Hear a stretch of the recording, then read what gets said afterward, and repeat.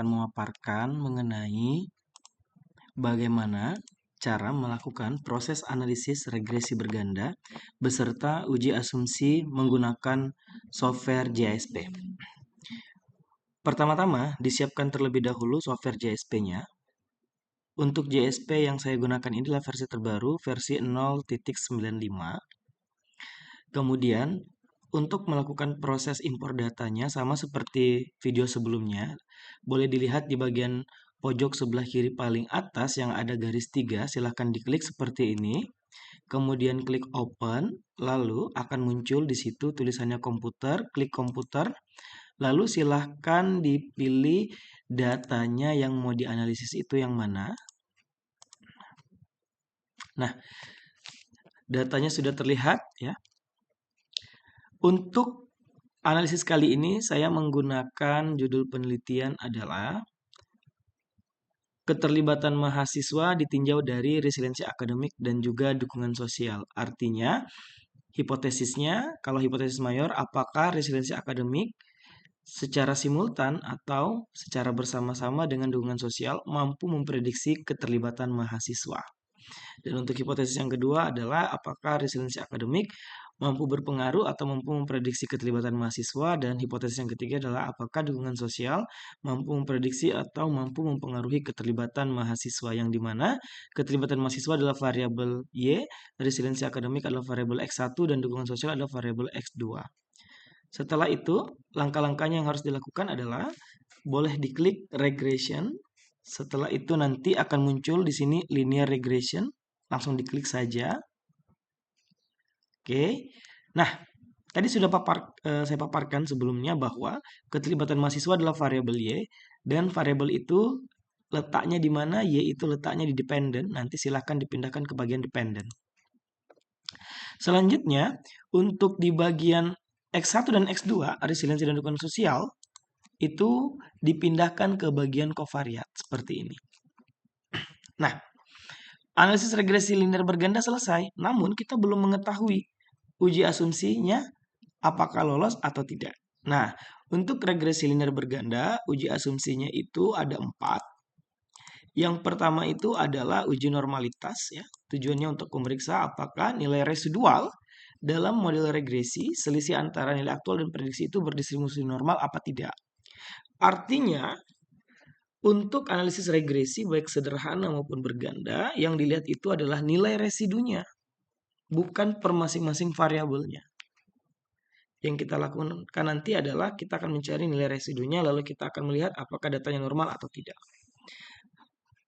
Kemudian yang kedua adalah uji asumsi linearitas untuk melihat bagaimana hubungannya secara linear atau tidak, ya, baik itu X1 ke Y dan X2 ke Y. Kemudian uji asumsi yang ketiga adalah multikolinearitas, dan yang terakhir adalah homoskedasititas. Nah, kita mulai untuk yang bagian normalitas dulu. Yang normalitas, teman-teman boleh klik yang di bagian ekspor. Lihat ini ya, yang bagian paling bawah. Untuk JSP versi sebelum 0.95 tidak ada tombol ekspor.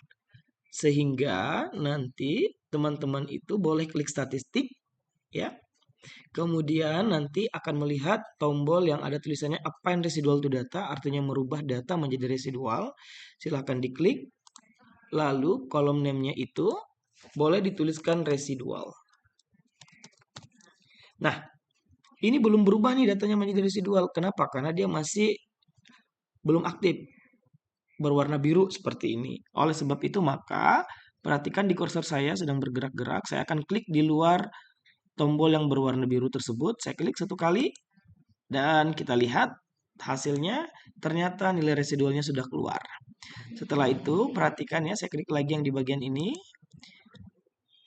Kemudian teman-teman boleh lihat di bagian atas ada tulisannya distribution, itu bisa diklik. Setelah itu klik normal. Ditunggu beberapa saat. Nah, ketika sudah muncul, ada di sini tulisannya generate and display data. Kita akan memasukkan data nilai residualnya. Klik, lalu pindahkan ke sebelah kanan. Ya. Kalau sudah, lihat ada di sini tulisannya SS Fit. Silakan dicentang histogram dan juga QQ plotnya. Lalu di sebelah kanan ada dua ya, biasanya yang populer digunakan itu Kolmogorov Smirnov atau Sapiro-Wheel. Kita tunggu beberapa saat, hasilnya akan keluar. Masih loading ya. Nah, sudah keluar hasilnya. Oke, teman-teman, kita lihat di sini ya. Jadi, untuk uji normalitas ya, kaidahnya seperti ini. Jika nilai signifikansi probability itu lebih dari 0,05 menunjukkan bahwa data itu berdistribusi atau mendekati normal. Nah, normalitas itu sangat sensitif terhadap katakanlah sampel yang besar, sehingga kita bisa menggunakan opsi yang kedua ketika sebaran data itu tidak normal, yaitu menggunakan secara visual, histogram dan juga QQ plot. Nah, misalnya begini, ketika kita melihat histogram, kurva itu nilai rata-ratanya itu lebih tinggi, dan di sebelah kiri dan di sebelah kanan itu semakin menurun, dan bentuknya simetris, maka itu dapat dikatakan datanya itu mendekati normal. Atau QQ plotnya ya, titik-titik itu katakanlah semakin mepet dan membentuk garis secara konsisten, dan katakanlah dia itu membentuk diagonal, datanya juga mendekati normal. Tetapi kalau misalnya QQ plot itu membentuk pola melengkung, maka datanya itu tidak normal. Seperti itu. Ini referensi dari Bapak Profesor Field ya. Selanjutnya adalah kita lihat hasilnya. Di sini Kolmogorov Smirnovnya nilai probability-nya 0,654 dan datanya berdistribusi normal. Kita lihat secara visual, dikuatkan secara visual, histogramnya dia simetris ya, di tengah-tengah nilainya tinggi, semakin ke kiri, semakin ke kanan juga nilainya semakin rendah. Oke, kita lihat dari hasil QQ plotnya juga, titik-titiknya itu sejajar dengan garis dan mepet-mepet dan tidak membentuk pola, dan juga secara visual datanya ini berdistribusi mendekati normal. Normalitas selesai. Selanjutnya kita akan melakukan analisis yang namanya linearitas. Nah, linearitas boleh diklik yang di bagian linear regression di bagian atas sebelah kiri yang ini ya. Kita kembali lagi ke menu sebelumnya. Klik plot. Selanjutnya dicentang bagian partial plotnya. Ditunggu beberapa saat. Nah, sudah muncul teman-teman. Ini adalah hasil dari analisis linearitas yang dimana untuk di JISP hasil linearitasnya itu tidak berubah dalam bentuk angka, tetapi dia secara visual saja seperti itu. Nah, bagaimana kaidahnya?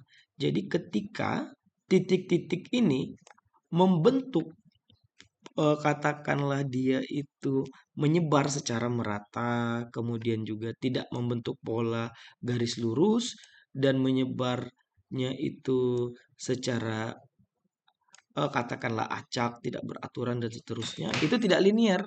Tetapi sebaliknya, kalau dia katakanlah titik-titik ini dia menyebar, kemudian katakanlah titik-titik ini ada yang di atas, ada juga yang di bawah dan menyebar secara acak, sehingga dapat disimpulkan bahwa data tersebut berpotensi memiliki hubungan yang linear seperti itu. Kita lihat di resiliensi akademik keterlibatan mahasiswa, datanya ini menyebar secara acak, tidak membentuk pola tertentu, berarti datanya linear. Yang kedua, dukungan sosial keterlibatan mahasiswa juga sama, dan datanya ini bisa disimpulkan bahwa datanya ini memiliki hubungan yang linear. Nah, dua asumsi sudah terpenuhi. Kita lanjut ke multikolinearitas. Untuk melihat multikolinearitas, teman-teman bisa klik yang di bagian statistik. Oke, sudah. Kalau sudah, klik yang di bagian tolerance and VIF-nya.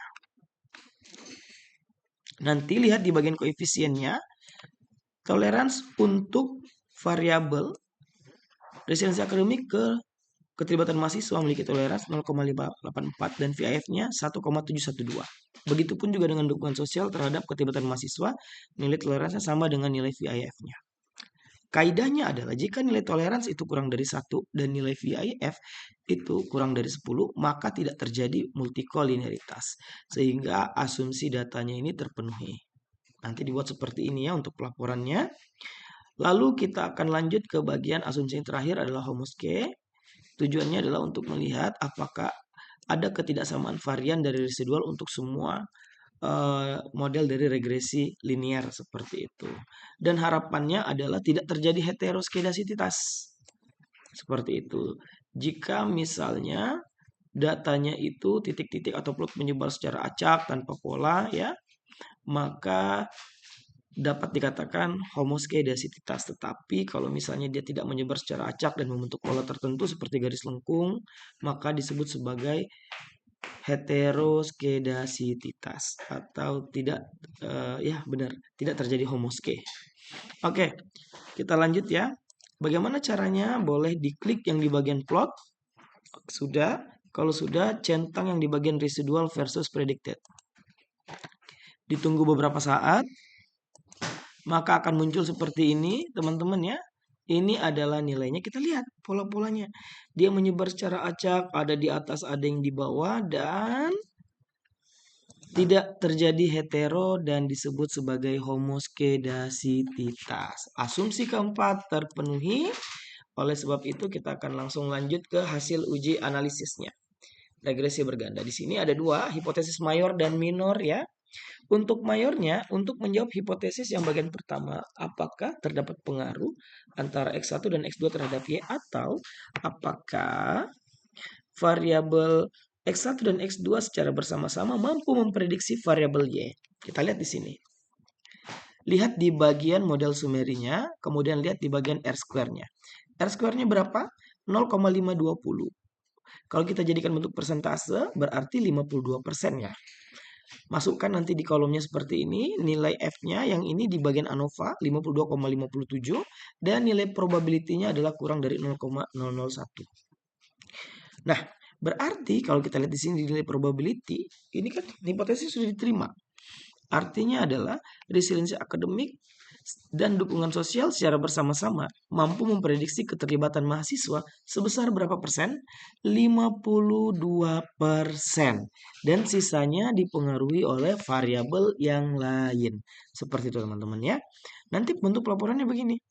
Ya, berdasarkan tabel di atas, hasil analisis menunjukkan bahwa secara simultan resiliensi akademik dan dukungan sosial keduanya mampu menjelaskan 52% variasi dari keterlibatan mahasiswa. Masukkan nilai R-square-nya. Di sini R-square-nya adalah 0,520. Kemudian nilai F buka kurung. Di sini kan ada angka 2. 2 itu dapat dari mana? DF. Degree of freedom di bagian ANOVA, derajat kebebasan. 2. Titik koma 97 dari nilai residualnya sama dengan 52,57.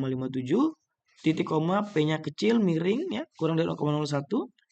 Seperti itu ya nanti pelaporannya. Dan kita lihat hasil hipotesis minor untuk menjawab hipotesis kedua dan ketiga. Nah, coba kita lihat apa yang kurang di sini. Di sini ada CI. Artinya CI di sini adalah confidence interval. Di sini kan tidak ada nih. Nah, kita harus klik dulu yang ini untuk memunculkannya. Oke, sekarang sudah muncul. Bagaimana bentuk pelaporannya? Seperti ini bentuk pelaporannya nanti. Resiliensi akademik dimasukkan, dukungan sosial dimasukkan, menyesuaikan nilai interceptnya dimasukkan juga. Oke, di sini ada nilai beta tidak terstandarisasi 12,690 disesuaikan 0,716, 0,238 dan seterusnya. Kemudian kita lihat di sini ada nilai standardized dimasukkan 0,534, 0,250 buka kurung SE standar error. Nilai errornya kita harus ketahui, semakin mendekati angka 0 maka dia semakin bagus ya. 0,123 dan 0,088. Begitu juga dengan 95% CI-nya dimasukkan dari lower hingga upper seperti itu dan juga nilai probability-nya dimasukkan. Kurang dari 0,01 dan 0,008. Kita lihat resiliensi akademik terhadap keterlibatan mahasiswa dengan nilai probability kurang dari 0,01, apakah ini diterima? Jawabannya adalah ya. Artinya resiliensi akademik terhadap keterlibatan mahasiswa mampu memprediksi dan secara signifikan seperti itu.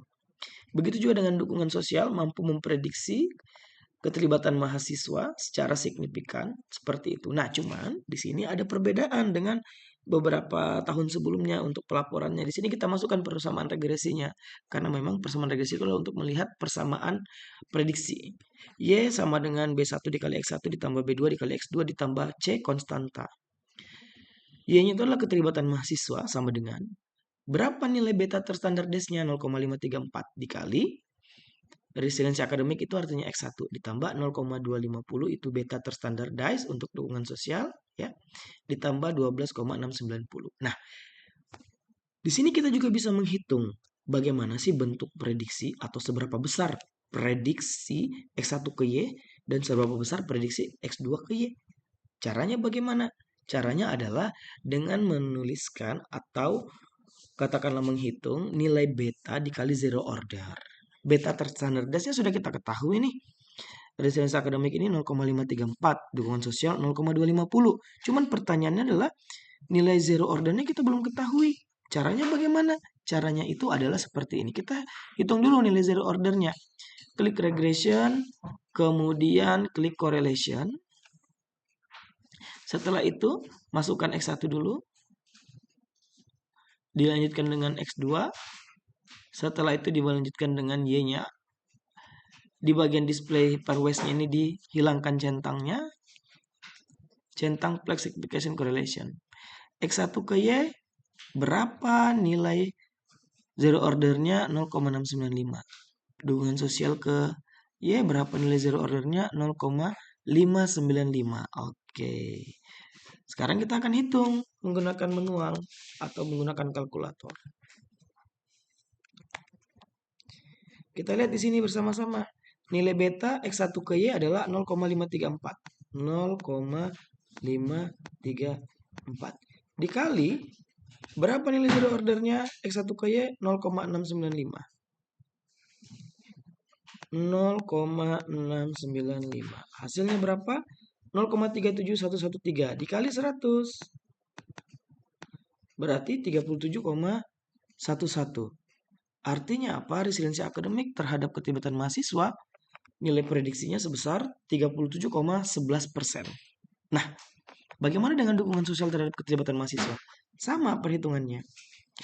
0,250 kita masukkan 0,250 kemudian dikalikan X2 ke Y berapa nilai zero ordernya? 0,595. Kita kali 100%. Berapa hasilnya? 14,88%. Artinya dukungan sosial terhadap keterlibatan mahasiswa hanya menghasilkan nilai prediksi sebesar 14,87%. Seperti itu ya teman-teman ya. Nah, nanti dibuat seperti ini. Oh ya, mohon maaf, 14,88%. Oke. Baik, itu saja untuk video kali ini. Semoga membantu dalam mengerjakan tugas teman-teman ya. Assalamualaikum warahmatullahi wabarakatuh.